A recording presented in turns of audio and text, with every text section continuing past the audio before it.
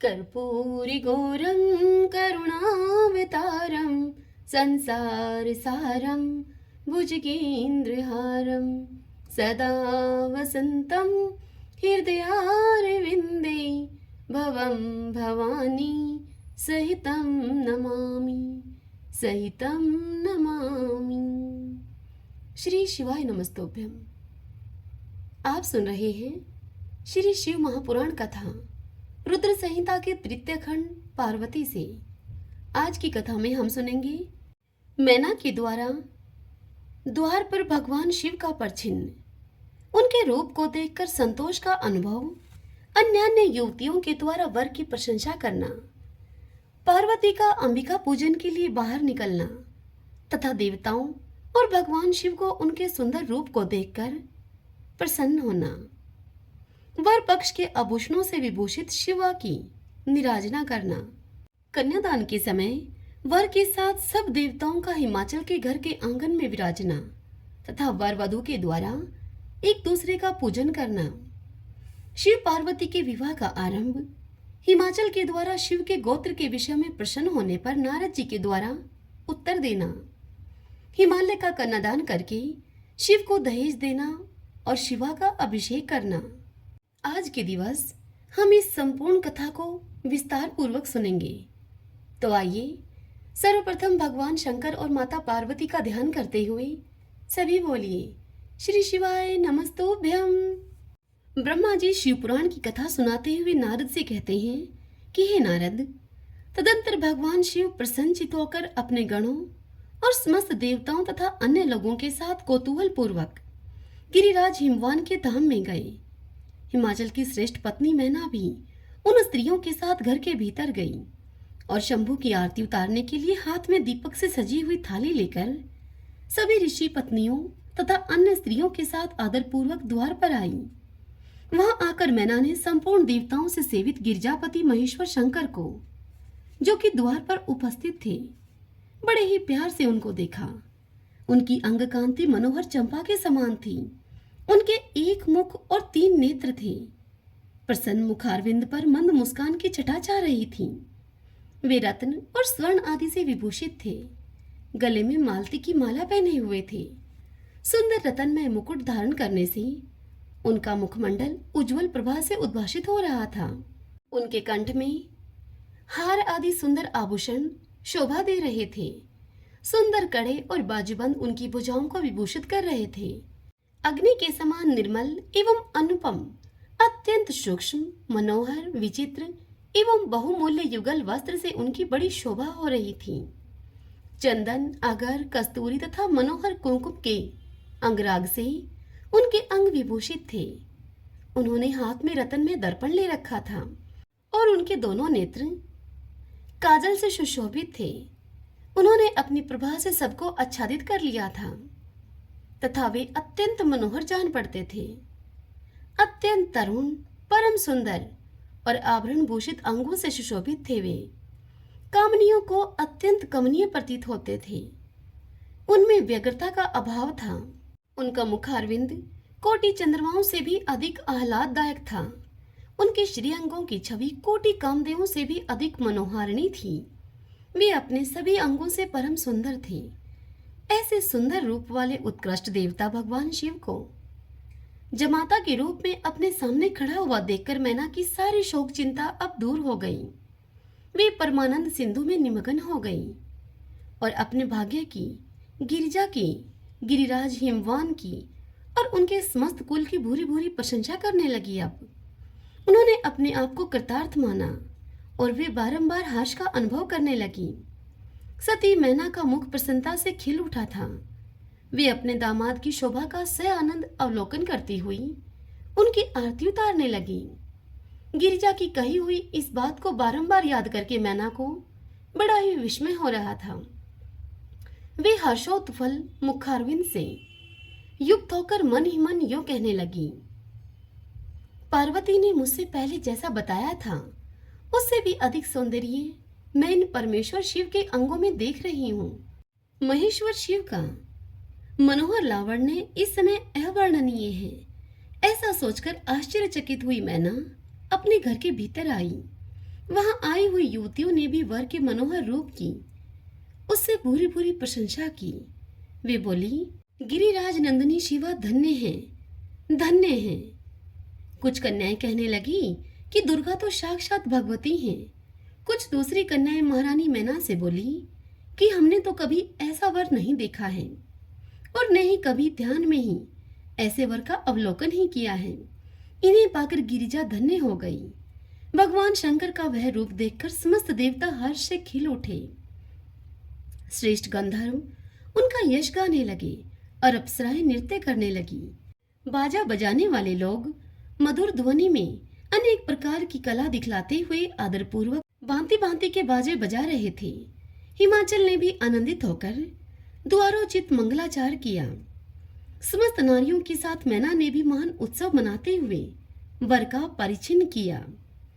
फिर वे प्रसन्नता पूर्वक घर में चली गई। इसके बाद भगवान शिव अपने गणों और देवताओं के साथ अपने को दिए गए स्थान यानी कि जनवासी में चले गए, जहां पर उनको ठहराया गया था। इसी बीच अंतपुर की समस्त स्त्रियां दुर्गा को साथ लेकर कुलदेवी की पूजा के लिए घर से बाहर निकली।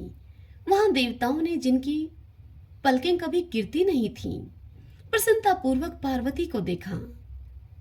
उनकी अंग कांति नील अंजन के समान थी। वे अपने मनोहर अंगों से ही विभूषित थी। उनका कटाक्ष केवल भगवान त्रिलोचन पर ही आदरपूर्वक पड़ता था। दूसरे किसी पुरुष की ओर उनके नेत्र नहीं जाते थे। उनका प्रसन्न मुख मंद मुस्कान से सुशोभित था। वे कटाक्षपूर्ण दृष्टि से देखती थी और बड़ी ही मनोहारिणी जान पड़ती थी। उनके केशों की चोटी बड़ी ही सुंदर थी। कपोलों पर बनी हुई मनोहर पत्रभंगी उनकी शोभा को बढ़ाती थी। ललाट में कस्तूरी की बिंदी के साथ ही सिंदूर की बिंदी भी शोभा दे रही थी। वक्षस्थल पर श्रेष्ठ रत्नों के सारभूत हार से दिव्य दीप्ति छटक रही थी। रत्नों के बने हुए केयूर, वल्लय और कंकण से उनकी भुजाएं अलंकृत थीं। उत्तम रत्नमय कुंडलों से उनके मनोहर कपोल जगमगा रहे थे। उनकी दंत पंक्ति मणियों तथा रत्नों की प्रभा को छीने लेती थी और मुख की शोभा बढ़ाती थी। मधु से पूरित अधर और ओष्ठ बिलव फल के समान लाल थे। दोनों पैरों में रत्नों की आभा से युक्त महावर शोभा देता था। उन्होंने अपने एक हाथ में रतन जटित दर्पण ले रखा था और उनका दूसरा हाथ क्रीड़ा कमल से सुशोभित था। उनके अंगों में चंदन, अगर, कस्तूरी और कुमकुम का अंगराग लगा हुआ था। पैरों में पाजेब बज रहे थे और वे अपने लाल लाल तलवों के कारण बड़ी ही शोभा पा रही थी। समस्त देवता आदि ने जगत की आदि कारणभूता जगजननी पार्वती देवी को देखकर भक्ति भाव से मस्तक झुकाकर मैना के सहित उन्हें प्रणाम किया। त्रिलोचन शिव ने भी बड़ी प्रसन्नता के साथ कनखियों से उनको देखा और उनमें सती की आकृति देखकर अपनी विरह वेदना को उन्होंने त्याग दिया। शिवा पर आंखें गड़ाकर भगवान शिव उस समय सब कुछ भूल गए। उनके सभी अंगों में रोमांच हो आया। वे हर्ष का अनुभव करते हुए गौरी की ओर देखने लगे। गौरी उनकी आंखों में समा गई थी। इधर कालीपुरी से बाहर जाकर अंबिका देवी की पूजा करने के बाद ब्राह्मण पत्नियों के साथ पुनः अपने पिता के रमणीय भवन में वापस लौट आई। भगवान शंकर भी मुझ ब्रह्मा, विष्णु तथा देवताओं के साथ हिमाचल के बताए हुए अनेक नियत स्थान पर प्रसन्नता पूर्वक गए। वहां गिरिराज के द्वारा नाना प्रकार की सुंदर समृद्धि से सम्मानित हुए। वे सब लोग सुखपूर्वक ठहर गए वहां और भगवान शिव की सेवा करने लगे। ब्रह्मा जी इस कथा को सुनाते हुए नारद से आगे कहते हैं कि हे नारद, तदंतर गिरि श्रेष्ठ हिमवान ने प्रसन्नता और उत्साह के साथ वेद मंत्रों के द्वारा दुर्गा और शिव का उपस्नान करवाया। तत्पश्चात गिरिराज की प्रार्थना से श्री विष्णु आदि देवता तथा मुनि कौतूहल पूर्वक उनके घर के भीतर गए। वहां उन्होंने वैदिक और लौकिक आचार का यथार्थ रीति से पालन करके भगवान शिव के दिए हुए आभूषणों से देवी शिवा को अलंकृत किया। सखियों और ब्राह्मण की पत्नियों ने पहले पार्वती को स्नान कराया, फिर सब प्रकार से वस्त्र आभूषणों के द्वारा विभूषित करके उनकी आरती उतारी। तीनों लोकों की जननी महाशैलपुत्री सुंदरी शिवा दिव्य वस्त्र आभूषणों से सुसज्जित होकर मन ही मन भगवान शिव का ध्यान करती हुई वहीं पर बैठी। उस समय उनकी बड़ी शोभा हो रही थी उस अवसर पर दोनों पक्षों में महान आनंददायक उत्सव होने लगा। ब्राह्मणों को शास्त्रोक्त रीति से नाना प्रकार का दान दिया गया। अन्य लोगों को भी वहां भांति भांति के बहुत से द्रव्य बांटे गए। विशेष उत्सव के साथ गीत और वाद आदि के द्वारा लोगों का मनोरंजन किया गया। तदंतर मैं ब्रह्मा, भगवान विष्णु, इंद्र आदि देवता तथा मुनि, ये सब के सब बड़ी प्रसन्नता के साथ से आनंद उत्सव मनाते हुए भक्ति भाव से शिवा को प्रणाम करके शिव के चरणारविंदों के चिंतन पूर्वक हिमाचल की आज्ञा लेकर अपने अपने स्थान पर चले गए। इसके बाद गर्ग ने कन्यादान का समय जान हिमाचल से श्री शंकर तथा बारातियों को बुलाने के लिए कहा। फिर तो अब बाजे बजने लगे। हिमाचल के मंत्रियों ने जाकर वर और बारातियों से शीघ्र ही पधारने के लिए प्रार्थना की। वे बोले कि कन्यादान के लिए उचित समय आ गया है, अतः आप लोग शीघ्र ही मंडप में पधारें। तदंतर भगवान शिव को सुंदर वस्त्र आभूषणों से सुसज्जित करके वृषभ की पीठ पर बिठाया गया और जय बोलते हुए सभी लोग अब चल पड़े। भगवान शंकर को आगे करके बाजे बजाते और कौतुक करते हुए सभी बाराती हिमालय के घर को गए। हिमाचल के भेजे हुए ब्राह्मण तथा श्रेष्ठ पर्वत कौतूहल पूर्वक शंभू के आगे आगे चलते थे। भगवान के मस्तक पर बहुत बड़ा छत्र तना हुआ था। सब ओर से इन्हें चवर डुलाया जाता था और ये महेश्वर चंदोवे के नीचे होकर चलते थे। मैं विष्णु, इंद्र और लोकपाल आगे रहकर उत्तम शोभा से सुशोभित हो रहे थे। उस महान उत्सव के समय शंख, भेरी, पटह, आनक और गोमुख आदि बाजे बारंबार बज रहे थे। इन सब के साथ जगत के एकमात्र जीवन बंधु भगवान शिव परमेश्वरोचित तेज से संपन्न होकर यात्रा कर रहे थे। उस समय समस्त देवेश्वर उनकी सेवा में उपस्थित होकर बड़े हर्षोल्लास के साथ उन पर फूलों की वर्षा करते थे। इस प्रकार पूजित और बहुत सी स्तुतियों के द्वारा प्रशंसित होकर परमेश्वर शिव ने यज्ञ मंडप में प्रवेश किया। वहां श्रेष्ठ पर्वतों ने शिव को वृषभ से उतारा और महान उत्सव के साथ प्रेम पूर्वक उन्हें घर के भीतर लेकर गए। फिर हिमालय ने भी घर पर आए हुए देवताओं के सहित महेश्वर को विधि पूर्वक भक्तिभाव से प्रणाम करके उनकी आरती उतारी। फिर महान उत्सव पूर्वक अपने भाग्य की सराहना करते हुए उन्होंने अन्य समस्त देवताओं और मुनियों को प्रणाम करके उन सबका समादर किया। श्री विष्णु के सहित महेश्वर को तथा मुख्य मुख्य देवताओं को पाद अर्घ्य देकर हिमालय उन्हें अपने भवन के भीतर लेकर गए और आंगन में रत्न में सिंहासनों के ऊपर मुझको, विष्णु को, शंकर जी को तथा अन्य विशिष्ट व्यक्तियों को बिठाया। हे नारद, उस समय मैना ने अपनी सखियों, ब्राह्मण पत्नियों तथा अन्य पुरंदरियों के साथ वहां पर आकर सयानंद उनकी आरती उतारी। कर्म कांड के ज्ञाता पुरोहित महात्मा शंकर के लिए मधुपर्क पूजन आदि जो जो आवश्यक कृत्य थे उन सबको सहर्ष संपन्न किया। फिर मेरे कहने से पुरोहित ने प्रस्ताव के अनुरूप उत्तम मंगलमय कार्य को आरंभ किया। इसके बाद हिमालय ने अंतर्वेदी में जहां समस्त आभूषणों से विभूषित उनकी कृशांगी कन्या वेदी के ऊपर विराजमान थी, वहां मेरे और श्री विष्णु के साथ महादेव जी को लेकर गए। तदंतर बृहस्पति आदि विद्वान बड़े उत्साह से संपन्न होकर कन्यादानोचित लगन की प्रतीक्षा करने लगे। तदंतर गर्ग ने पुण्य वाचन करते हुए पार्वती जी की अंजलि में चावल भरे और शिव जी के ऊपर अक्षत छोड़ा। परम उदार सुमुखी पार्वती ने दही, अक्षत, कुश और जल से वहां रुद्रदेव का पूजन किया, जिनके लिए शिवा ने बड़ी भारी तपस्या की थी। उन भगवान शिव को बड़े ही प्रेम से देखते हुए पार्वती वहां अत्यंत शोभा पा रही थी। फिर मेरे और गर्ग आदि मुनियों के कहने से शंभु ने लोकाचार व शिवा का पूजन किया। इस प्रकार परस्पर पूजन करते हुए वे दोनों जगन में पार्वती परमेश्वर वहां सुशोभित हो रहे थे। त्रिभुवन की शोभा से संपन्न होकर परस्पर देखते हुए उन दोनों दंपति की लक्ष्मी आदि देवियों ने विशेष रूप से आरती उतारी। हे मुनि नारद, इसी समय वहां गर्ग आचार्य से प्रेरित होकर मैना के सहित हिमवान ने कन्यादान का कार्य आरंभ किया। उस समय वस्त्र आभूषणों से विभूषित महाभागा मैना सोने का कलश लिए हुए पति हिमवान के दाहिने भाग में जाकर बैठी। तत्पश्चात पुरोहित के सहित हर्ष से भरे हुए शैलराज ने पाद आदि के द्वारा वर का पूजन करके वस्त्र, चंदन और आभूषणों के द्वारा उनका वर्ण किया। इसके बाद हिमाचल ने ब्राह्मणों से कहा कि आप लोग तिथि आदि के कीर्तन पूर्वक कन्यादान के संकल्प वाक्य का प्रयोग बोलें। उसके लिए अब अवसर आ गया है। वे सब द्विश्रेष्ठ काल के ज्ञाता थे, अतः तथास्तु कहकर वे सब बड़ी ही प्रसन्नता के साथ तिथि आदि का कीर्तन करने लगे। तदंतर सुंदर लीला करने वाले परमेश्वर शंभु के द्वारा मन ही मन प्रेरित होकर हिमाचल ने प्रसन्नता पूर्वक हंसकर उनसे यूं कहा। हिमाचल ने कहा, हे शंभु, आप अपने गोत्र का परिचय दीजिए। परवर, कुल, नाम, वेद और शाखा का प्रतिपादन करिए। अब अधिक समय न बिताएं। हिमाचल की इस बात को सुनकर भगवान शंकर सम्मुख होकर भी विमुख हो गए। असोचनीय होकर भी तत्काल सोचनीय अवस्था में पड़ गए। उस समय श्रेष्ठ देवताओं, मुनियों, गंधर्वों, यक्षों और सिद्धों ने देखा कि भगवान शिव के मुख से कोई उत्तर नहीं निकल रहा है। हे नारद, यह देखकर तुम हंसने लगे और महेश्वर का मन ही मन स्मरण करके गिरिराज से तुम इस प्रकार से बोले।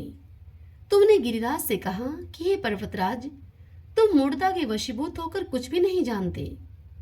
महेश्वर से क्या कहना चाहिए और क्या नहीं कहना चाहिए, इसका तुम्हें पता ही नहीं है। वास्तव में तुम बड़े ही बहिर्मुख हो। तुमने इस समय साक्षात हर से उनका गोत्र पूछा है और उसे बताने के लिए उन्हें प्रेरित किया है। तुम्हारी यह बात अत्यंत उपहासजनक है। हे पर्वतराज, इनके गोत्र, कुल और नाम को तो विष्णु और ब्रह्मा आदि भी नहीं जानते, फिर दूसरों की क्या चर्चा है।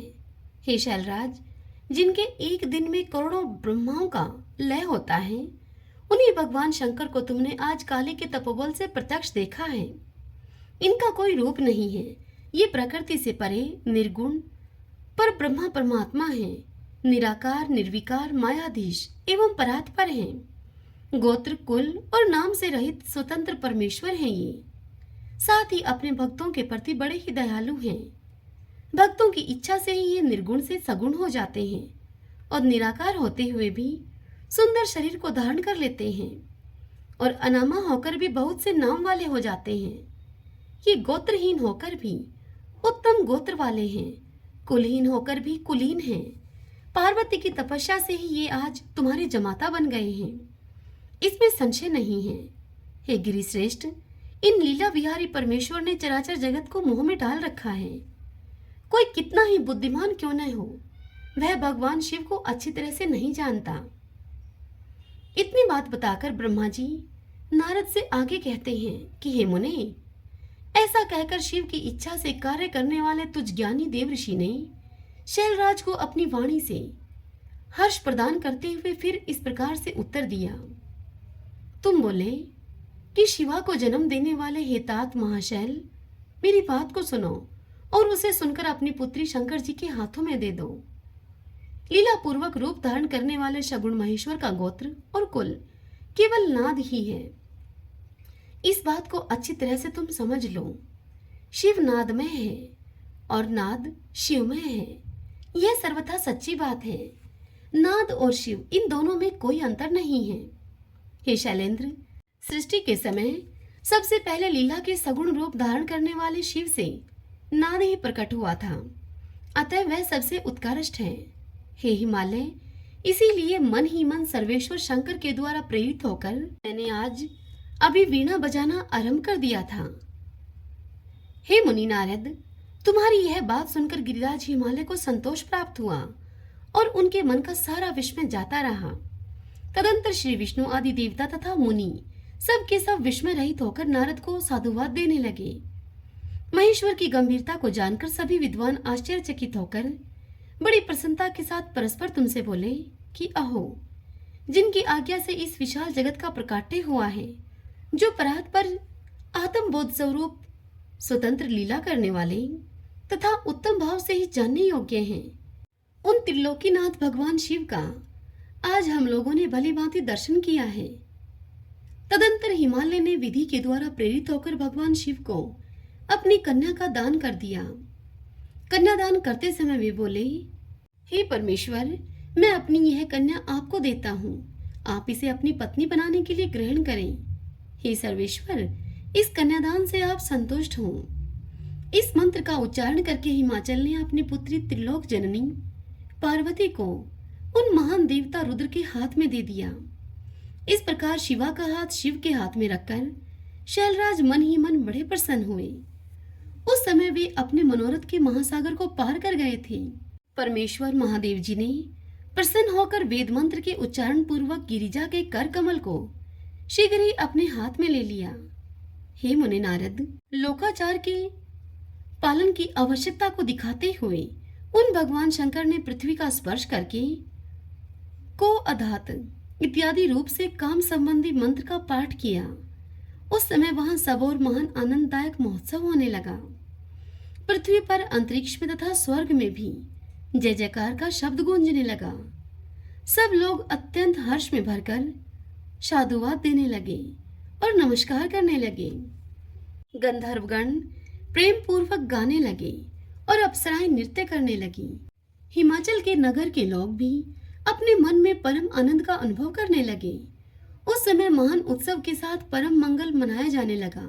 मैं, विष्णु, इंद्र, देवगण तथा संपूर्ण मुनि हर्ष से भर गए। हम सबके मुखारविंद प्रसन्नता से खिल उठे।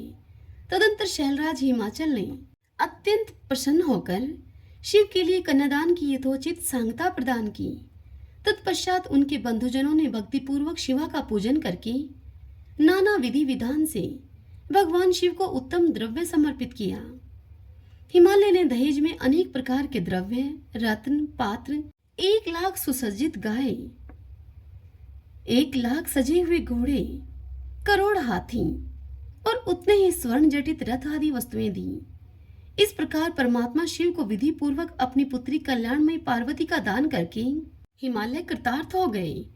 इसके बाद शैलराज ने यजुर्वेद की माध्यम दिनी शाखा में वर्णित स्तोत्र के द्वारा दोनों हाथ जोड़कर प्रसन्नता पूर्वक उत्तम वाणी में परमेश्वर शिव की स्तुति की।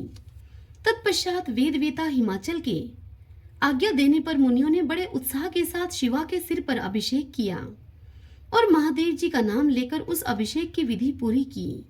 हे मुनि नारद, उस समय बड़ा ही आनंददायक महोत्सव हो रहा था। हरि ओम तत्सत। श्री शिवाय नमस्तोभ्यम। भगतजनों, आज की यह कथा यहीं पर पूर्ण हुई। इससे आगे कल की कथा में हम सुनेंगे शिव के विवाह का उपसंहार, उनके द्वारा दक्षिणा वितरण करना, वरवधू का कोहबर और वास भवन में जाना, वहां स्त्रियों का उनसे लोकाचार का पालन कराना, रति की प्रार्थना से शिव के द्वारा काम को जीवनदान प्रदान करना, वर वधू का एक दूसरे को मिष्ठान भोजन कराना और शिव का जनवासे में लौटना। कल के दिवस हम इस पावन कथा का रसपान करेंगे। आशा करती हूँ आज की यह कथा आपको पसंद आई होगी। श्री शिवाय नमस्तोभ्यम।